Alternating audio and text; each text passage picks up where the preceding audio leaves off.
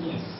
So that playwright, who had no food and who had no fire, was unable to complete his play. And therefore, this happy prince, the statue of this happy prince, was very sad. And he told this swallow to do something for that playwright also. And he asked the swallow to wait for one more night. And the swallow decided to do so. There is no fire in the grate, and hunger has made him faint. And who is listening over here is the playwright. I will want you to be here one night longer, said the swallow, who really had a good heart. So he says, all right, I shall wait with you. I'll be here with you. Who is this you here? The happy prince statue. And I shall be here one night more. He asked if he should take another ruby to the young playwright. So he says, I can carry one more ruby from your sword hilt. And the prince says, no, I have no rubies at all now in the statue. Now, I have only the eyes left with me. And these two eyes are made of sapphire. And these sapphires, these precious stones, were brought from India. So you can take out one of the sapphires and you can carry that sapphire to the playwright. He ordered the swallow to pluck out one of them. Them over here refers to those two eyes. Now this swallow was not ready at all to pluck out the eyes of the happy prince, because this swallow had taken this happy prince not as a statue but as a human being. And he said, no, I cannot pluck your eyes out of you. He ordered the swallow to pluck out one of them and take it to the playwright. He will sell it to the jeweler and buy firewood and finish his play. He said, dear prince, said the swallow, I cannot do that. And he began to weep.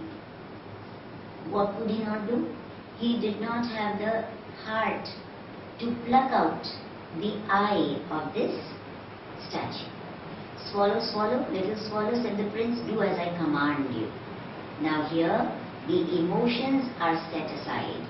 And the prince says, well, it is my command, it is my order that you must pluck out one of the eyes, which is a sapphire, and give that sapphire precious stone to the playwright.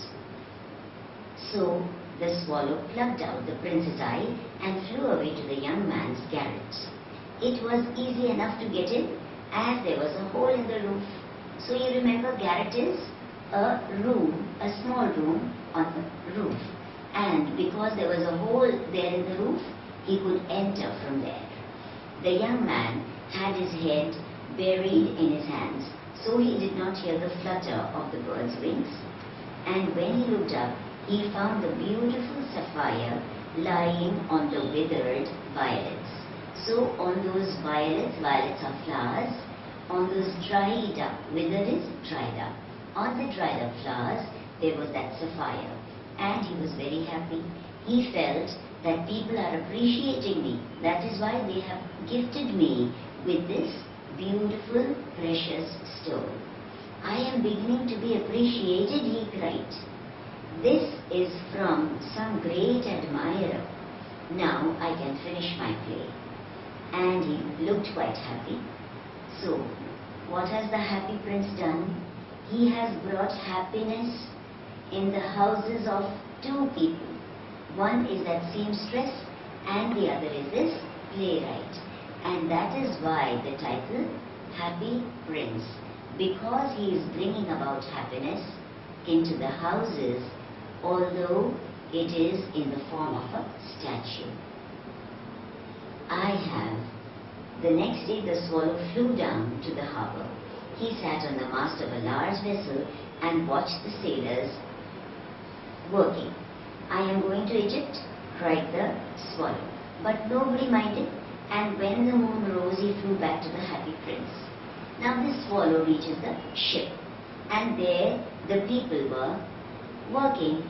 So it is a mast. Mast is that tall pole to which the sails are attached. the sails of a ship. And this swallow sits on the mast and cries out, "Look, I'm